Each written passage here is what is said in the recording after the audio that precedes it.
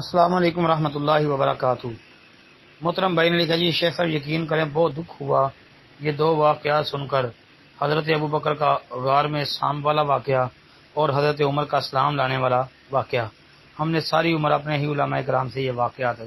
سنے ہیں، اب آپ کہتے ہیں یہ من گھڑت ہیں، ہم عام لوگ کیا کریں؟ محترم بھائی عام لوگ کیا کریں؟ عام لوگ بھی تحقیق کریں نا، کیونکہ قرآن اور حدیث یہ سب کے لیے رہنما کتاب ہے۔ قرآن ساری کائنات کے لیے ہدایت کا سا چشمہ ہے، یہ رہنما کتاب قرآن پاک ہے،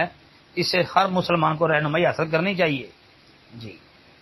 اور اسی طرح نبی علیہ الصلوۃ والسلام کی سنت اور حدیث سے بھی رہنمائی حاصل کرنی چاہیے۔ تو بھائی قرآن کا ترجمہ اگر آتا ہے تو یہ قرآن کی آیت فَاسْأَلُوا أَهْلَ الذِّكْرِ إِن كُنتُمْ لَا تَعْلَمُونَ، اس کو دیکھیں کہ اللہ کیا کہہ رہے ہیں کہ اگر آپ کو علم نہیں ہے تو اہل علم سے پوچھ لو، یعنی فَاسْأَلُوا پس پوچھ لو، پس سوال کر لو، اہل ذکری، اہل ذکر سے مراد اہل علم سے اگر تم نہیں جانتے۔ تو بھائی اگر کسی مسئلے کا علم نہ ہو تو اہل علم سے پوچھنا چاہیے۔ پھر یہ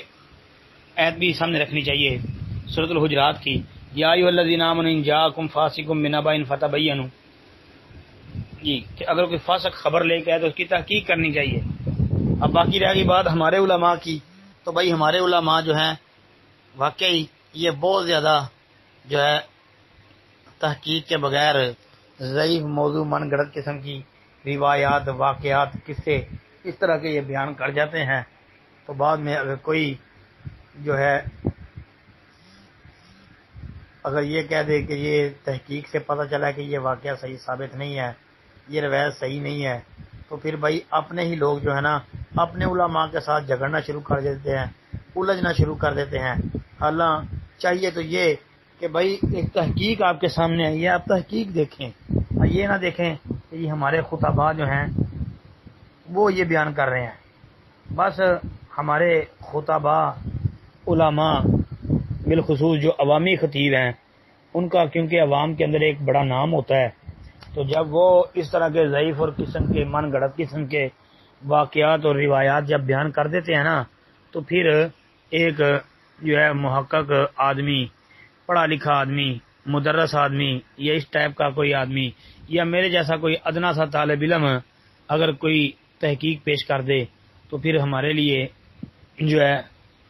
یہ مسئلہ بنتا ہے کہ وہ لوگ ہمارے اوپر تنقید کرتے ہیں، کہتے ہیں جی وہ دیکھو اتنے بڑے خطیب ہیں، اتنے بڑے عالم ہیں،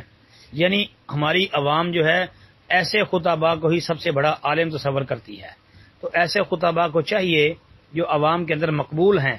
ان کو چاہیے کہ بھائی تحقیق کر کے، پوری تحقیق کر کے، چھان بین کر کے حدیث کی، تو پھر جو ہے نا اس کو بیان کریں، کیونکہ یہ بہت بڑی ذمہ داری ہے۔ جو ممبر و محراب کے وارث لوگ ہیں نا ان پر یہ بہت بڑی ذمہ داری ہے کہ وہ کوئی بھی بات بیان کریں تو پوری تحقیق کے بعد کریں جی، ورنہ پھر بعد میں معاملات بگڑ جاتے ہیں جی۔ السلام علیکم ورحمۃ اللہ وبرکاتہ۔